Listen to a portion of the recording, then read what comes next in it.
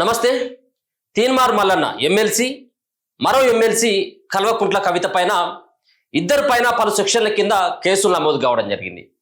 ఒక కేసు కాదు, రెండు కేసులు కాదు, దరిదాపుగా 10 సెక్షన్ల కింద కేసులు నమోదు చేయడం జరిగింది మేడిపల్లి పోలీస్ స్టేషన్లో.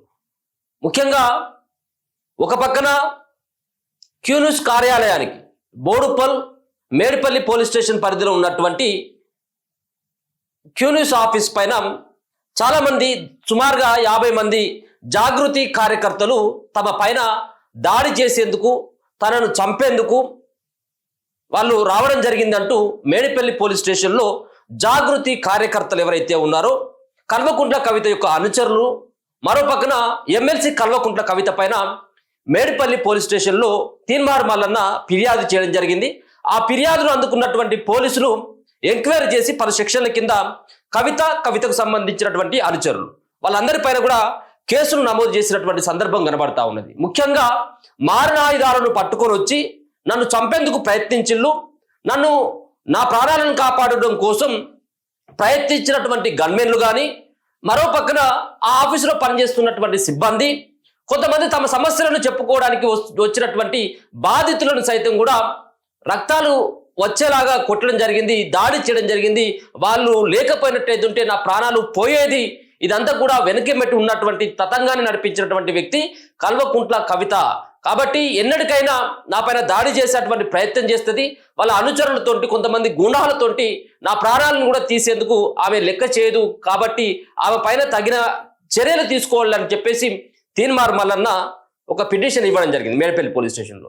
మేడిపల్లి పోలీస్ స్టేషన్లో ఆయన ఒక రకంగా పిటిషన్ ఇస్తే, కల్వకుంట్ల కవితకు సంబంధించినటువంటి అనుచరుల మీద 10 సెక్షన్ల కింద, ఏ సెక్షన్లు అనేది ఏ విధంగా ఫిర్యాదు చేసింది అనేది ఒకసారి చూపెట్టేటువంటి ప్రయత్నం చేస్తే, దాని తర్వాత మేడిపల్లి పోలీస్ స్టేషన్లోనే కవితకు సంబంధించిన అనుచరులు కానీ, జాగృతికి సంబంధించినటువంటి కార్యకర్తలు తీన్మార్ మల్లన్న అనుచరులు ఎవరైతే ఉన్నారో, తీన్మార్ మల్లన్న గన్మెన్లు ఎవరైతే ఉన్నారో, తీన్మార్ మల్లన్నతో పాటు ఆ దాడిలో ఉన్నటువంటి ఆ తోపులాటలో ఉన్నటువంటి వ్యక్తుల పైన విజువల్స్ కానీ, ఫోటోలు కానీ, ఆ రోజు జరిగినటువంటి దాడిలో పాల్గొన్నటువంటి వ్యక్తుల పైన కవితకు సంబంధించిన అనుచరులు సైతం మల్లన్న అనుచరుల పైన ఫిర్యాదు చేయడం జరిగింది. మల్లన్న అనుచరుల పైన ఫిర్యాదు చేసి మల్లన్న పైన కూడా కేసులు పెట్టాలంటూ, మరో పక్కన కేవలం మేము కవిత పైన చేసినటువంటి వ్యాఖ్యలు ఏవైతే ఉన్నాయో తీన్మార్ మల్లన్న దీన్ని ఉపసంహరించుకోవాలని చెప్పేసి మేము వెళ్ళడం జరిగింది తప్పించి దాడి చేసేందుకు మాత్రం కాదు అనేది వాళ్ళు చెప్తున్నటువంటి అంశం.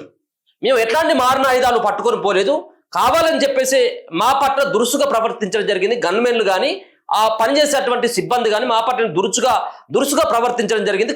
ఉన్నటువంటి ఆవేశంతో చైర్లు పగలగొట్టినటువంటి మాట వాస్తవమే, కానీ మేము మల్లన్న పైన కానీ వాళ్ళను కొట్టేటువంటి ప్రయత్నం అయితే చేయలేదు అనేది వాళ్ళు చెప్పింది. కానీ విజువల్స్లో చూసి తర్వాత ఏ విధమైనటువంటి భయంకరమైనటువంటి దాడి చేసిన జాగృతి కార్యకర్తలు అనేది ఆఫీసు కాడ చూస్తే మనకు అర్థమవుతూ ఉంటుంది. ఆడ ఉన్నటువంటి రక్తమే కావచ్చు, ఆడ ఉన్నటువంటి సెక్యూరిటీ గార్డులని, ముఖ్యంగా వాళ్ళ ఎవరైతే గన్మెన్ ఉన్నారో గన్మెన్లని వాళ్ళు మహిళా కార్యకర్తలు కొంతమంది ఒంగోబెట్టి కొట్టినటువంటి దృశ్యాలు కూడా మనకు కనబడ్డాయి. అంటే ఒక భీకరమైనటువంటి వాతావరణాన్ని సృష్టించడానికి, అక్కడ అల్లరి చేయడానికి, అవసరమైనట్టయితే ప్రాణాలు తీయడానికైనా వచ్చిందన్నట్టుగా ఆ మేడపల్లి సిఐ ఇప్పటికే నిర్ధారించడం జరిగింది. కాబట్టి కవిత అనుచరుల పైన 10 సెక్షన్ల కింద వాళ్ళు కూడా కేసులు నమోదు చేయడం జరిగింది. ఇద్దరు పైన నాన్ బెయిలబుల్ కేసులు నమోదు చేసినట్టుగా తెలుస్తా ఉన్నది. ఆ కేసులు ఏ విధంగా ఉండబోతా ఉన్నాయి, ఇద్దరికి రాజకీయ పరంగా ఏమైనా ఇబ్బందులు ఉంటే నాన్ బెయిలబుల్ కేసుతోటి వాళ్ళు ఏమైనా జైలుకు వెళ్ళేటువంటి అవకాశం ఉంటుందా? ఇద్దరు ఎమ్మెల్సీలే, ఇద్దరు ప్రజాప్రతినిధులే, ఇద్దరిని ప్రజలు ఎన్నుకున్నటువంటి వాళ్ళే. ఒకరేమో బీఆర్ఎస్ పార్టీలో ఉన్నటువంటి వ్యక్తి, 10 సంవత్సరాలు పరిపాలించినటువంటి పార్టీలో ఉన్నటువంటి వ్యక్తి, ఒక మాజీ ముఖ్యమంత్రి కూతురు ఆమె కవిత.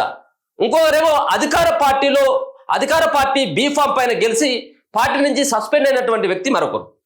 ఈ ఇద్దరు కూడా చాలా, అంటే ఒక రకంగా తెలంగాణలోనే కాకుండా పక్క రాష్ట్రాల్లో సైతం కూడా ముఖపరిచయం ఉన్నటువంటి నేతలు. ఇక మనకు అందరికీ తెలుసు మల్లన్నకు సంబంధించినటువంటి ఆయన పరిచయాలు ఏ విధంగా ఉంటాయి, ఆయన ఏ విధంగా ఇన్ఫ్లుయెన్స్ చేస్తాడు, ఏ విధంగా ఆయన మాట్లాడేటువంటి ధోరణి కానీ, ఆయన చెప్పేటువంటి విధానం కానీ, దీంతో తెలుగు రాష్ట్రాల్లో ఖచ్చితంగా అందరికీ సుపరిచితమైనటువంటి వ్యక్తి. ఇక కవిత విషయాన్ని మనం ప్రత్యేకంగా చెప్పుకోవాల్సినటువంటి అవసరం లేదు. ఆమె ఏ విధంగా దేశంలో ఫేమస్ అయింది అనేది మీకే తెలుసు. అది దాని తర్వాత ఆమె మాజీ ముఖ్యమంత్రి కూతురు, కల్వకుంట్ల చంద్రశేఖరరావు కూతురు కాబట్టి ఆమె కూడా తెలిసినటువంటి వ్యక్తి. ఎంపీగా చేసింది, ఇప్పుడు ఎమ్మెల్సీగా పనిచేస్తుంది కాబట్టి ఆమె కూడా దేశంలో అన్ని విధాలుగా అన్ని రకాలుగా ఆమె పరిచయం ఉన్నటువంటి నేతే. వీళ్ళ యొక్క కేసులు మరి ఏ విధంగా ఉండబోతున్నాయి అనేది కూడా అడ్వకేట్ని అడిగి తెలుసుకున్నటువంటి ప్రయత్నం చేద్దాం. ఒకసారి మల్లన్న ఇచ్చినటువంటి పిటిషన్ను చదివినిపించేటువంటి ప్రయత్నం చేస్తే ఏమని పిటిషన్ ఇచ్చిండు అనేది చూస్తే, ఏది మేడిపల్లి పోలీస్ స్టేషన్లో ఆయన ఇచ్చినటువంటి పిటిషన్ ఇది. ఆయన ఇచ్చినటువంటి పిటిషను ఆయన 13వ తారీఖున ఆయన దాడి జరిగిన రోజే మేడిపల్లి పోలీస్ స్టేషన్లో ఇవ్వడం జరిగింది. అడ్రస్ వచ్చేసరికి క్యూన్యూస్ ఆఫీసు మేడిపల్లికి వస్తుంది. ఇదంతా కూడా మేడ్చల్ మల్కాజిగిరి డిస్టిక్. ఎవరి మీద మల్లన్న కంప్లైంట్ ఇచ్చిందంటే తీన్మార్ మల్లన్న అలియాస్ చింతపండు నవీన్ కుమార్ కంప్లైంట్ చేసినటువంటి వ్యక్తి. ఎవరిపైన కంప్లైంట్ చేసింది అనేది మనకు ఇక్కడ కనబడతా ఉన్నది. Kalvakuntla Kavitha and her followers, ఆయన అనుచరులు, కల్వకుంట్ల కవితతో పాటు కల్వకుంట్ల కవిత యొక్క అనుచరులు దాడి చేసిండ్రు అనేది ఇక్కడ ఆమె పేరును మెన్షన్ చేస్తూ ఆమెకు సంబంధించినటువంటి ఫాలోవర్స్ ఎవరైతే ఉన్నారో ఆ జాగృతిలో పనిచేసేటువంటి వ్యక్తులు, ఆ దాడిలో పాల్గొన్నటువంటి వ్యక్తులు ఐడెంటిఫై చేసి వాళ్ళపైన చర్యలు తీసుకోండి, మా దగ్గర ఫుటేజ్ ఉంది, వాళ్ళు వచ్చేటువంటిది వాళ్ళ ముఖాలు కూడా కనబడతా ఉన్నాయి, ఎవరెవరు దాడి చేసిండ్రు అనేది అన్ని వివరాలు అక్కడ సబ్మిట్ చేయడం జరిగింది. కాబట్టి ఇక్కడ ప్రత్యేకంగా ఒకరి పేరు అనేది లేదు. కల్వకుంట్ల కవితతో పాటు ఆమెకు ఉన్నటువంటి జాగృతి సంబంధించినటువంటి నేతల పైన, ఆ దాడిలో పాల్గొన్నటువంటి వ్యక్తుల పైన కూడా కేసులు అయితే నమోదు చేయడం జరిగింది. ఇక్కడ స్పష్టంగా కనబడతా ఉంది. కేసులు కూడా 191/2, 191/3, 333, 109, 324/4, 351/3, 132, అలాగే 190, 49 బిఎన్ఎస్ సెక్షన్ల కింద, అంటే 1, 2, 3, 4, 5, 6, 7, 8, 9 సెక్షన్ల కింద, బిఎన్ఎస్ సెక్షన్ల కింద తీన్మార్ మల్లన్న ఇచ్చినటువంటి పిటిషన్ పైన 9 కేసులు, 9 సెక్షన్ల కింద ఇక్కడ కవిత పైన, కవిత అనుచరుల పైన 9 సెక్షన్ల కింద కేసులు కూడా నమోదు చేయడం జరిగింది. ఆయన ఏమని ఫిర్యాదు చేసిండు పోలీసుల కంటే, ఆయన 13వ తారీఖున ఫిర్యాదు చేయడం జరిగింది. ఇక్కడ కనబడతా ఉన్నది 13వ తారీఖు 7వ నెల 2025 ఆయన దాదాపుగా 3 గంటలకేమో ఆయన అక్కడ ఉన్నటువంటి మేడిపల్లి పోలీస్ స్టేషన్లో కంప్లైంట్ చేయడం జరిగింది. మేడిపల్లి పోలీస్ స్టేషన్లో కంప్లైంట్ ఇచ్చినటువంటి ఇదే కంప్లైంట్ ఇచ్చింది. గౌరవనీయులైన ఇన్స్పెక్టర్ ఆఫ్ పోలీస్ మేడిపల్లి గారికి నమస్కారాలు. నేను అనగా తీన్మార్ మల్లన్న అలియాస్ చింతపండు నవీన్ కుమార్ ఈ రోజు అనగా 13 జూలై 2025 ఆదివారం రోజున ఉదయం సుమారు 11:30 ప్రాంతంలో ఉదయం నా యొక్క ఆఫీసులో నేను ప్రజా సమస్యలపై వినతులు స్వీకరిస్తున్న సమయంలో జై Kavitha, BC down down, Mallanna down down, Mallanna నీ అంతు చూస్తామంటూ నినాదాలు చేస్తూ సుమారు 50 మంది కల్వకుంట్ల కవిత అనుచరులు వివిధ మారణాయుధాలతో నాపై దాడి చేసి హత్యాయత్నానికి ప్రయత్నించినారు. నా చాంబార్లోకి చొరబడి నాకు రక్షణగా ఉన్న నా అంగరక్షకుడిపై దాడి చేసి అతని వద్ద ఉన్న తుపాకీని బలవంతంగా లాక్కొని నన్ను చంపడానికి ప్రయత్నించినారు. నా అంగరక్షకులు చాకచక్యంగా వ్యవహరించి నన్ను కాపాడినారు. కల్వకుంట్ల కవిత అనుచరులుగా చెప్పుకుంటూ అనుచితంగా దాడి చేసినారు. ఈ దాడిలో నా చేతులకు గాయాలైనాయి. వెంటనే ఈ దాడి జరిగిన విషయాన్ని మేడిపల్లి సిఐ గోవిందరెడ్డి గారికి ఫోన్ ద్వారా తెలియపరిచి రక్షణ కోరినారు. ఇదే విషయాన్ని రాచకొండ సిపి గారికి ఫోన్ ద్వారా జరిగిన విషయాన్ని తెలియజేసినాను. గత కొంతకాలంగా కల్వకుంట్ల కవిత మరియు వారి కుటుంబ సభ్యులు కిరాయి గుండాలతో నన్ను హత్య చేయించడానికి పలుమార్లు దాడులు చేయించడం జరిగింది. ఇదే విషయాన్ని గతంలో పోలీసులకు ఫిర్యాదు చేసి ఉన్నాను. ప్రజలకు రక్షణగా ఉండాల్సినటువంటి అందరికీ అందుబాటులో ఉండి ఎమ్మెల్సీగా పనిచేస్తున్న నాకు రక్షణగా లేకుండా పోయింది. నాకు ప్రాణహాని ఉంది. నాపై దాడులు చేస్తూ బీసీ ఉద్యమాన్ని దెబ్బతీయాలని చూస్తున్న వారిపై దాడులను ప్రేరేపించిన కల్వకుంట్ల కవిత మరియు వారు అనుచరులపై తగిన చర్యలు తీసుకొని నాకు మరియు నా తోటి ఉద్యమకారులకు రక్షణ కల్పించవలసిందిగా కోరుచున్నాను. నాపై హత్యాయత్నానికి పురుగొలిపిన కల్వకుంట్ల కవిత వారి అనుచరులపై హత్యాయత్నం కేసుతో అరెస్టు చేసి శిక్షించాలని విజ్ఞప్తి చేస్తున్నాను. ఇదే విధంగా ఇక ముందు ఇలాంటి ఘటనలు జరగకుండా తగిన రక్షణ కల్పించాలని మరియు మా బీసీ ఉద్యమకారులకు కూడా రక్షణ కల్పించాలని విజ్ఞప్తి చేస్తున్నాను. ఇట్లు తమ విధేయులు తీన్మార్ మల్లన్న ఎమ్మెల్సీ సిహెచ్ నవీన్ కుమార్ అని చెప్పేసి ఆయన సంతకంతో ఈ ఫిర్యాదు చేయడం జరిగింది. ఈ ఫిర్యాదును అందుకున్నటువంటి మేడిపల్లి పోలీస్ స్టేషన్లో ఇప్పుడు నేను చెప్పినటువంటి ఈ సెక్షన్ల కింద కేసులు అయితే నమోదు చేయడం జరిగింది. ఈ కేసులు ఇట్లా ఉంటే మరొక సంబంధించినటువంటి ఏదైతే ఇక్కడ ప్రత్యేకంగా ఇది ఆయన ఇచ్చినటువంటిది మల్లన్న ఇచ్చినటువంటి పిటిషన్ ఆధారంగా ఈ కేసులు నమోదు చేస్తే, మరో పక్కన తీన్మార్ మల్లన్న పైన కూడా కేసులు నమోదు చేయాలంటూ లింగయ్య అలియాస్ అశోక్ యాదవ్ ఆయన పైన కూడా ఆయన అనుచరుల పైన కూడా చర్యలు తీసుకోండి. మేము కేవలం మాట్లాడడానికి మాత్రమే పోతే మా పైన దాడికి పాల్పడిండ్రు, వాళ్ళే ఆగన్ మెల్లే కాల్పులు చేయడానికి ప్రయత్నించు, మమ్మల్ని చంపడానికి ప్రయత్నించు అని చెప్పి ఇక్కడ లింగయ్య అలియాస్ అశోక్ యాదవ్ ఆయనే కంప్లైంట్ చేయడం జరిగింది. ఎవరెవరి మీద కేసులు నమోదు చేయమని చెప్పేసి అంటే ఇక్కడ మల్లన్నతో పాటు సినిమార్ మల్లన్నకు సంబంధించినటువంటి అనుచరుల పైన కంప్లైంట్ ఇచ్చినట్టుగా ఇక్కడ దీంట్లో ఎఫ్ఐఆర్ కాపీలో కనబడతా ఉంది. ఆయన పైన 1, 2, 3, 4, 5, 6, 7, 8 సెక్షన్లు, తిన్మార్ మల్లన్నతో పాటు తిన్మార్ మల్లన్న అనుచరుల పైన 8 సెక్షన్ల కింద, అది కూడా బిఎన్ఎస్ సెక్షన్ల కింద కేసులు నమోదు చేసిండు.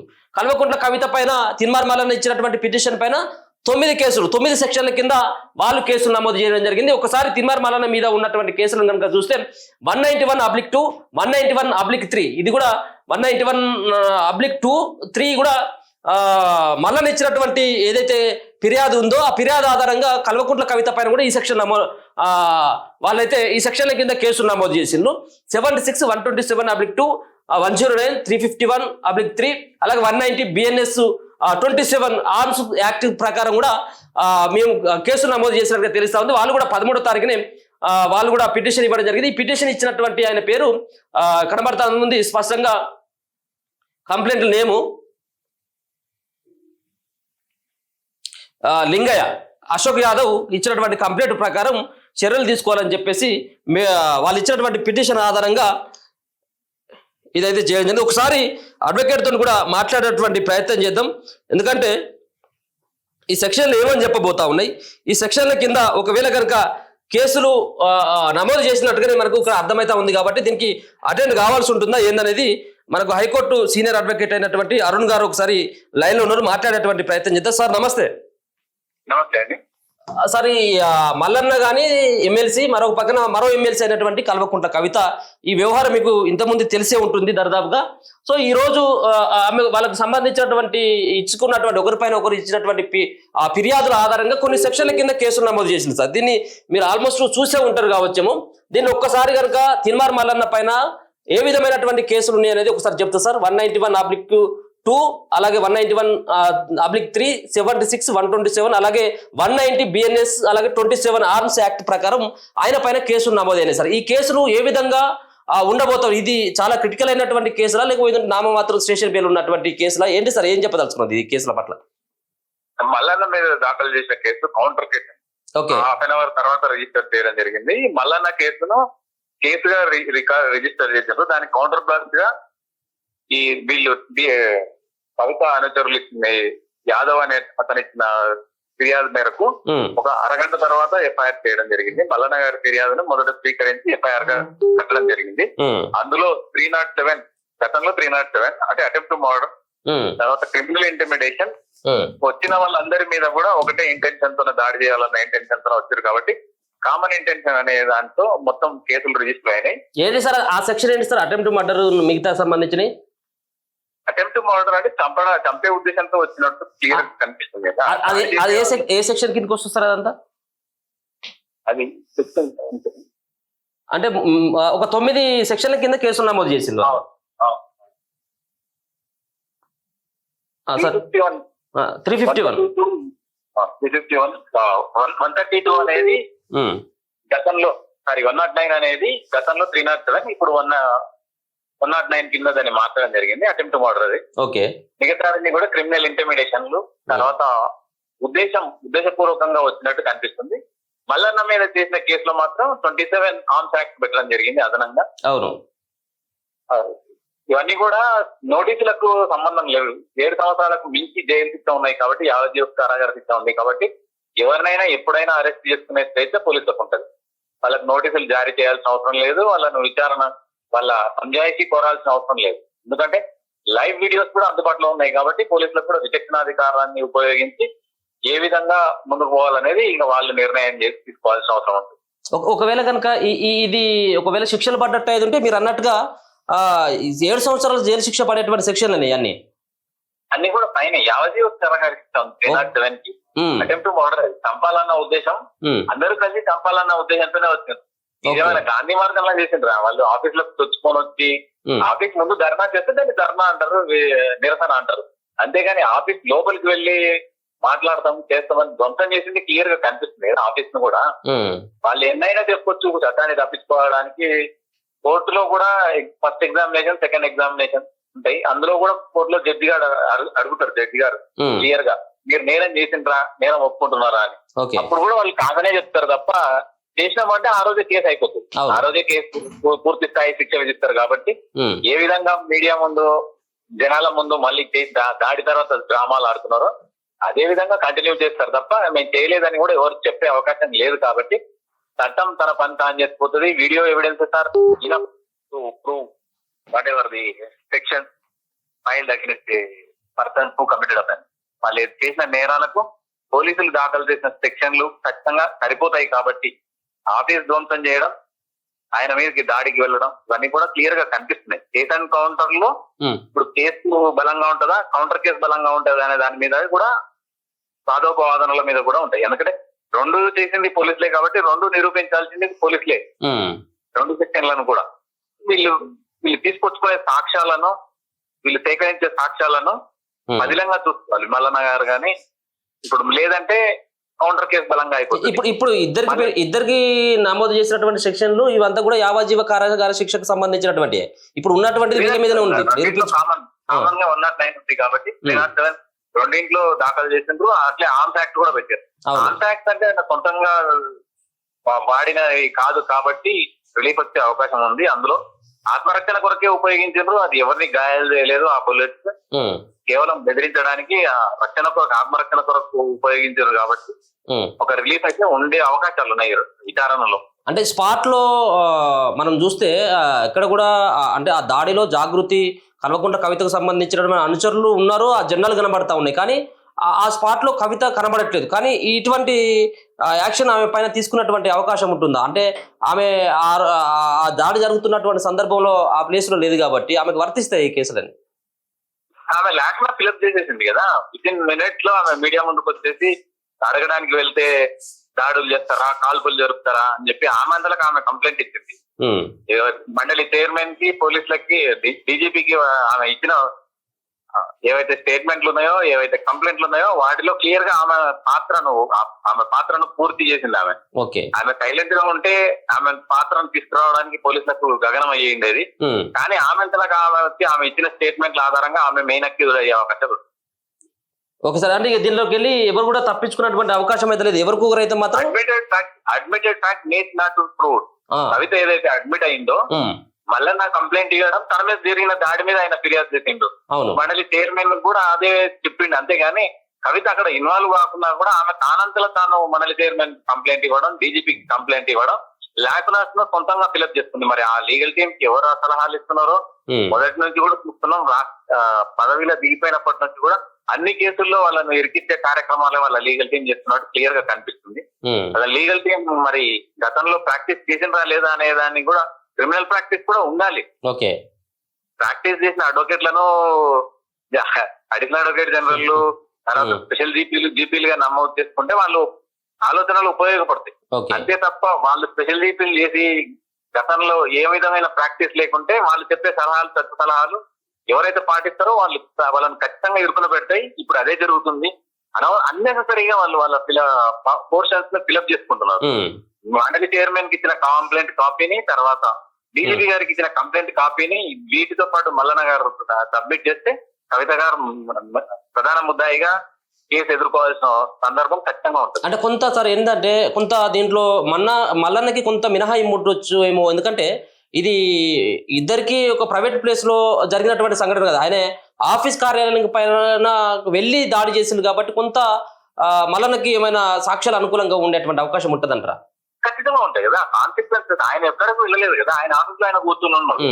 వీళ్ళు దాడి చేయడానికి వచ్చింది కాబట్టి డిఫెన్స్ తనను తాను కాపాడుకున్న రైట్ ఆఫ్ ప్రైవేట్ డిఫెన్స్ కూడా ఉంటది కదా. అందులో గవర్నమెంటే ఇచ్చింది ఆయనకు సెక్యూరిటీని. మల్లన్న కాల్పులు జరపలేదు కదా, సెక్యూరిటీనే కాల్పులు జరిపింది. మల్లన్న చెప్తేనే కాల్పులు జరిపాడు. మల్లన్న కొరకే వచ్చారు కాబట్టి మల్లన్న చెప్తారు, ఖచ్చితంగా చెప్తారు నన్ను రక్షించండి, నాకు సెక్యూరిటీగా వచ్చారు కాబట్టి నా ప్రాణాలు కాపాడాల్సిన బాధ్యత మీది. ముందస్తుగా కాల్పులు జరపండి, ఎవరికి ఇబ్బంది లేకుండా అన్నందుకే వాళ్ళు గాల్లో కాల్పులు జరిపారు. అంతే తప్ప ఎవరినో ఏం చేస్తే ఎవరికో గాయాలు అయితే కాదు, గాయాలు అయ్యే విధంగా ఎవరు కాల్పులు జరపలేదు కాబట్టి ఆ సెక్షన్ వర్తించవు. ఫాస్ట్ పిటిషన్ ఫైల్ చేసుకొని దాన్ని కొట్టేపించుకునే అవకాశాలు కూడా మల్లన్నకు మెండుగా ఉంటాయి. హైకోర్టులో ఫాస్ట్ పిటిషన్ వేసుకోవచ్చు. తన సెక్యూరిటీని తనను తాను కాపాడుకోవడానికి రైట్ ఆఫ్ ప్రైవేట్ డిఫెన్స్ తో పాటు గవర్నమెంట్ అందించిన సెక్యూరిటీ ఉంది కాబట్టి ఆ సెక్యూరిటీని ముందస్తుగా తనకు ఆపద రాకుండా వాడుకున్నారు అంతే తప్ప దానివల్ల ఎక్కడ దుర్వినియోగం జరగలేదు. 6 రౌండ్ల కాల్పులు చేస్తే 6 బుల్లెట్లు కూడా దొరికినట్టు క్లియర్ గా తెలుస్తుంది. ఎవరికి గాయాలు చేయలేదు కాబట్టి there is no question of facing criminal trial. Mallanna గారు ప్రాపర్ గా వెళ్తే ఆయన కేసు ఎగిరిపోయే అవకాశమే కాకుండా ఆయన మీద పెట్టిన కేసు బలంగా అయ్యే అవకాశం ఖచ్చితంగా. Right sir, thank you so much sir. So ఇది అడ్వకేట్ అరుణ్ గారు చెప్పేటువంటి అంశం. దీంట్లో ఎందుకంటే ముందుగా పిటిషన్ ఇచ్చింది, ముందుగా కంప్లీట్ చేసింది ఇక్కడ మనకు స్పష్టంగా కనబడతా ఉన్నది. తిరుమల మల్లన్న కంప్లీట్ చేసిన తర్వాత హాఫ్ అన్ అవర్కి కౌంటర్ వాళ్ళు పిటిషన్ ఇవ్వడం జరిగింది అక్కడ. సో ఏదేమైనప్పుడు కూడా ఆఫీసులో కూర్చున్న ఆఫీసులో వాళ్ళంతా వాళ్ళు పని చేసుకుంటా ఉంటే ఆఫీస్కి మీదికి వెళ్ళడం ఇది చాలా పొరపాటు అయినటువంటిది. సరే, ఇద్దరికి ఉన్నటువంటి అటెంప్ట్ టు మర్డర్ కేసులు ఇద్దరి పైన 2 సెక్షన్ల కింద కూడా కేసులు ఇద్దరు ఇచ్చినటువంటి పిటిషన్ల ఆధారంగా కేసులు పెట్టిల్లు 191. సో ఇది కొంత మల్లన్నకి ఉపశమనం ఉండొచ్చు ఈ కేసు నుంచి బయటపడడానికి. కానీ కవితకు ఎటువంటి ఛాన్స్ లేదు. ఈ సంబంధించినటువంటి దాడిలో ప్రత్యక్షంగా ఆమె పాల్గొనకపోయినప్పటికీ కూడా ఆమె ఇచ్చినటువంటి ఏవైతే ఆదేశాలు ఉన్నాయో ఆ ఆదేశాలతో వాళ్ళు వచ్చినట్టుగా స్పష్టంగా అర్థమవుతా ఉంది. ఎందుకంటే ఆమె నేరుగా స్పీకర్ ఎవరైతే మండలి చైర్మన్ దగ్గరికి వెళ్ళడం, ఇటువంటి చూసిన తర్వాత ఆమె తర్వాత ప్రెస్ మీట్ లో ఆమె మాట్లాడడం మల్లన్న గురించి అంతా కూడా కల్వకుంట్ల కవిత పూర్తి స్థాయిలో దీంట్లో ఇరుక్కోపోయినట్టుగా చెప్తా ఉన్నారు. మరొక పక్కన దీంట్లో వేసినటువంటి ఏదైతే 7 ఏళ్ల నుంచి యావజ్జీవ కారాగార శిక్ష కూడా పడేటువంటి సెక్షన్లే దీంట్లో ఉన్నాయని చెప్పేసి చెప్తా ఉన్నారు. మారణ ఆయుధాలతోటి ప్రాణాలు తీసుకునేంత వరకు వెళ్ళింది కాబట్టి ఇది పోలీసులు చాలా సీరియస్ గా తీసుకున్నారు. పోలీసులకు ఎలాంటి ఆంక్షలు లేవు. ఎప్పుడైనా కానీ వీళ్ళపైన చర్యలు తీసుకునేటువంటి వెసులుబాటు అయితే పోలీసులకు ఉందన్నటువంటి అభిప్రాయం అయితే వ్యక్తం అవుతా ఉన్నది. ఇది ఇద్దరు పైన కేసులు నమోదు చేసేటువంటి విధానం, ఇద్దరు పైన ఒకరికొకరు కంప్లైంట్ ఇచ్చుకున్నటువంటి విధానం, వాళ్ళ అనుచరుల పైన కూడా కేసులు నమోదు చేయాలని చెప్పేసి పిటిషన్ లో పేర్కొన్నటువంటి ఇది మనకు స్పష్టంగా అర్థమవుతా ఉంది. చూస్తూనే ఉండండి మన తొలి వెలుగు.